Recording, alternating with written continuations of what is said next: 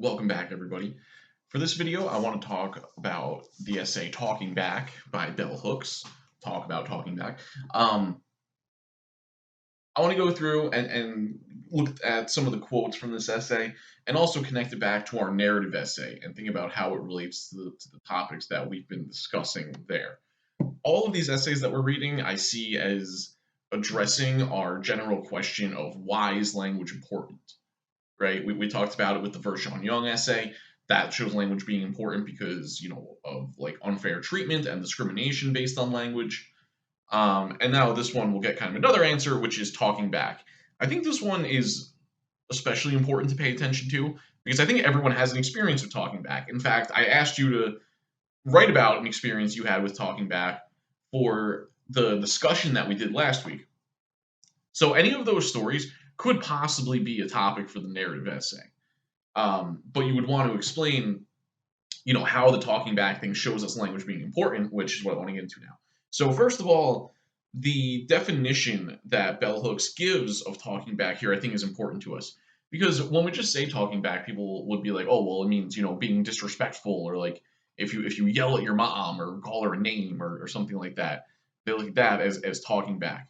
But I think a lot of things that get considered talking back are not really intended to be disrespectful. And I think you guys did a good job capturing that in a lot of the stories that you were telling as being talking back, where it's not always usually honestly from being the younger person. You're not trying to be disrespectful. You're trying to make some kind of legitimate point or ask a question or explain something or give your side of the story or whatever it is, and that's viewed as talking back. So the definition that Bell Hooks gives here, she says, talking back meant speaking as an equal to an authority figure.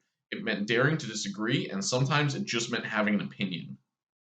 So this is a really, this definition kind of goes even further, where she says that even just having an opinion can be considered talking back. And I think what she's imagining here is, being a younger kid and having older people and grown-ups talking about, whatever, politics or some kind of complicated issue and being like, okay, well, here's what I think. And people being like, shut up. Like, what do you know? You're just a kid, that kind of thing. So I think her definition is, yeah, it's just speaking as an equal to an authority figure. It highlights the fact that we're usually not actually trying to be disrespectful, but it kind of gets interpreted that way anyway. So she also goes on to talk about the consequences for talking back. She mentions, like getting like physical consequences. She says the backhand lick, the slap across the face, the feel of switches on your arms and legs. So she talks about the kind of physical consequences or punishments that came along with talking back. I think there's also obviously any number of like emotional ones or like if we're thinking about parents, there's whatever those kinds of getting grounded or whatever sort of punishment there might be. If we think about school, there's people getting detention or suspended, all for this thing of talking back. And then if we take it further and think about, I think another case where this comes up a lot is any kind of interaction with like law enforcement or like I had a student in a different class who was doing a talking back story about a time they had to like go to court and like talking to a judge and if you just try to ask them a question it's like you're uh, disrespecting them or coming at them in some kind of way where they need to, try to put you in your place or whatever.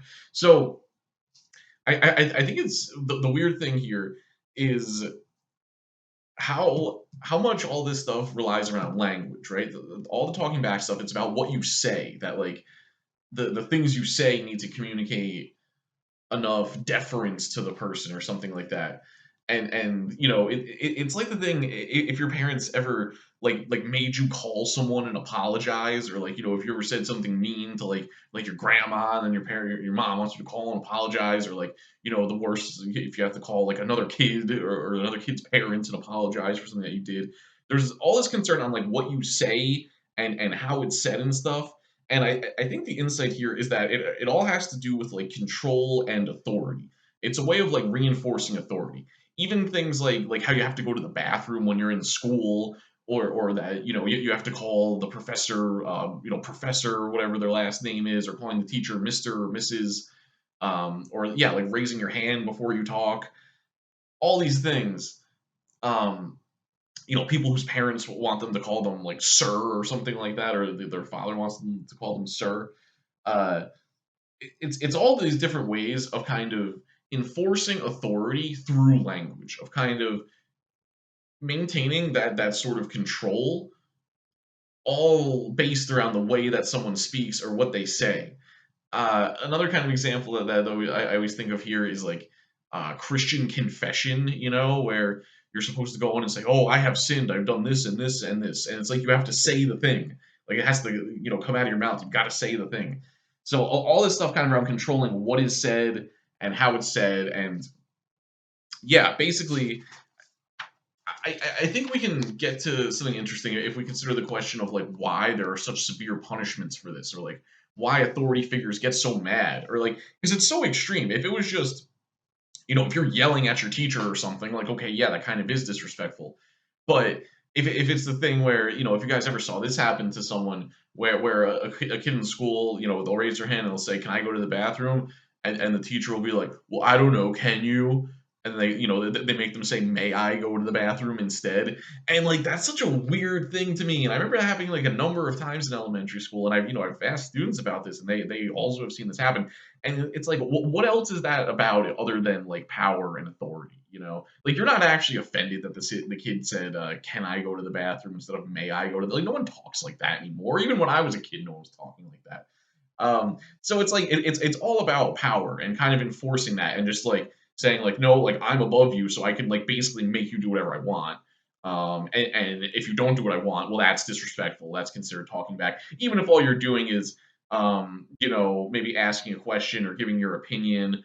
Or like another one that I've heard from students is, if there's like a math teacher who's like doing a math problem on the board, and they like do the math wrong, or they put the wrong number, and then a student will raise their hand and be like, "Oh, actually, you did that wrong." Like the teacher like gets mad, like the kid is, yeah, being disrespectful or talking back or something, when that's not what they're doing, right?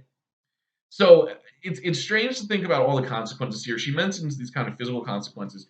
She also mentions at one point, someone telling her that like if she didn't stop saying such crazy things, that she'd end up in a mental institution. Yeah, it's on the third page.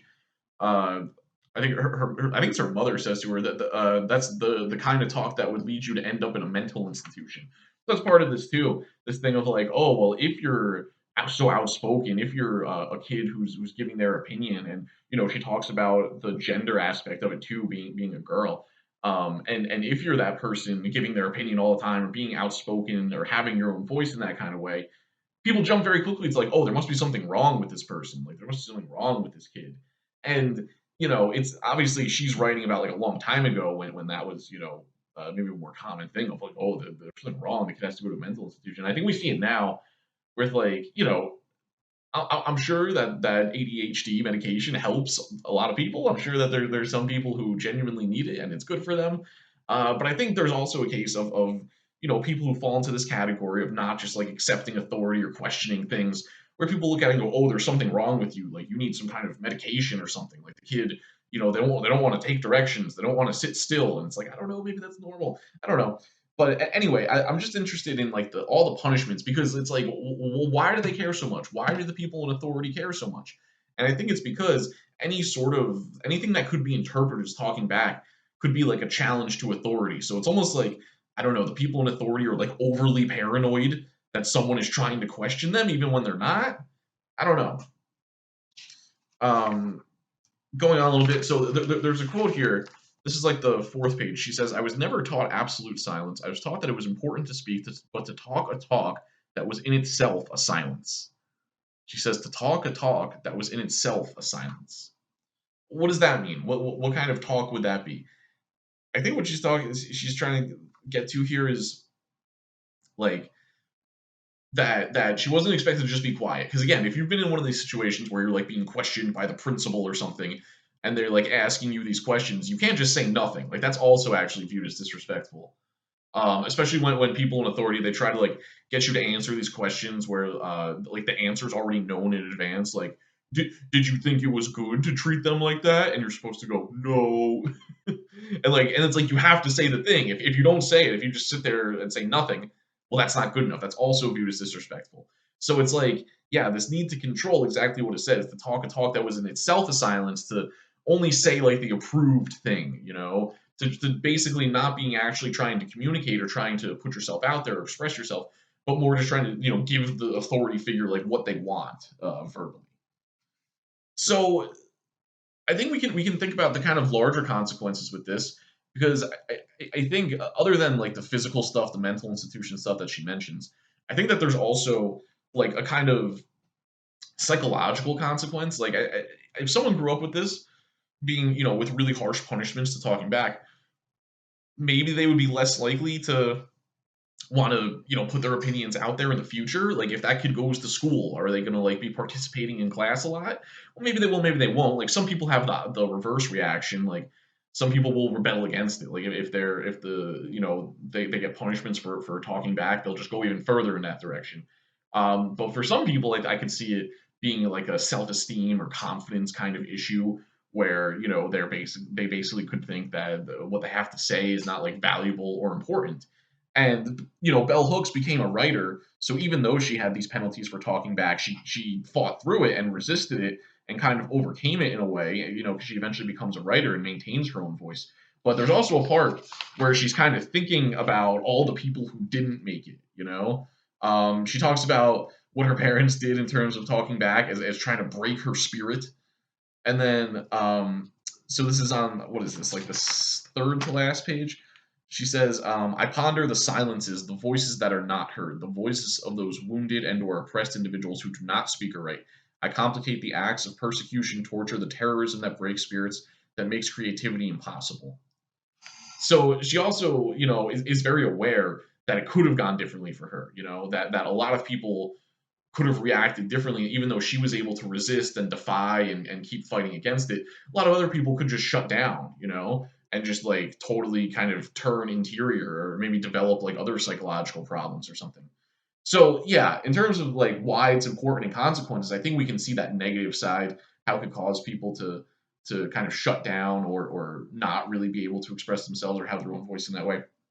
She also sees it as a positive though, because from her point of view, she sees it. She sees fighting back against the authority figure in this way as something that's like empowering or liberating, or something that helped her like become an independent thinker. Um, she says again on that same page, for us, true speaking is not solely an expression of creative power; it is an act of resistance, a political gesture that challenges politics of domination that would render us nameless and voiceless. So yeah, she sees it as an act of resistance. um, she gives a little bit of a story of talking back, where she talks about like going to the corner store and talking back, and the adults response to her or whatever. So she gives that little story, and then she goes on to say on the last page, she says that initial act of talking back outside the home was empowering. It was the first of many acts of defiant speech that would make it possible for me to emerge as an independent thinker and writer. So yeah, she sees the talking back thing as what made it possible for her to kind of carve out her own like unique way of thinking about things, or thinking for herself, and being independent in that sort of way. So getting back to the question of why is language important, I think the talking back thing shows us language being important, because it shows us how language is one way that authority tries to control us and tries to sort of force us to fit in and conform and accept the way that things are, is through the like kind of policing of what we say with the whole talking back thing. And then, so that's kind of the negative side. And the positive side is that by sort of fighting back against authority, and talking back anyway, there's something like empowering about it, or something that helps us, contributes to who we are, or our like identity, or can help us to become our own independent thinker, like she says. So for the narrative essay, any story about talking back could work. The way that you would do it is you would tell the story, right? You would give us the setting. Where were you? Who was involved? What did it look like? You'd give us all the details. You'd give us the dialogue, what was said, and then I asked the teacher to do this, and they said no, and they maybe have the tension, whatever. You want to give us, you want to zoom in and give us details, setting, dialogue, and then you could take us through the whole thing of what happened with the talking back situation. But then you would want to make sure that you emphasize the message, which is, and this shows us language is important because language is one way that authority tries to control us, or whatever, however you want to explain it. But you got to make sure that you have that other part, which is like the message, the takeaway for the audience, which would be the thing about why it shows language being important. So I hope that makes sense because I think this is a really good topic. I think we all have experiences that fit into this one. So I think it's definitely worth considering doing it for the narrative essay. Okay, we'll discuss this more, but that's going to be it for now. See you.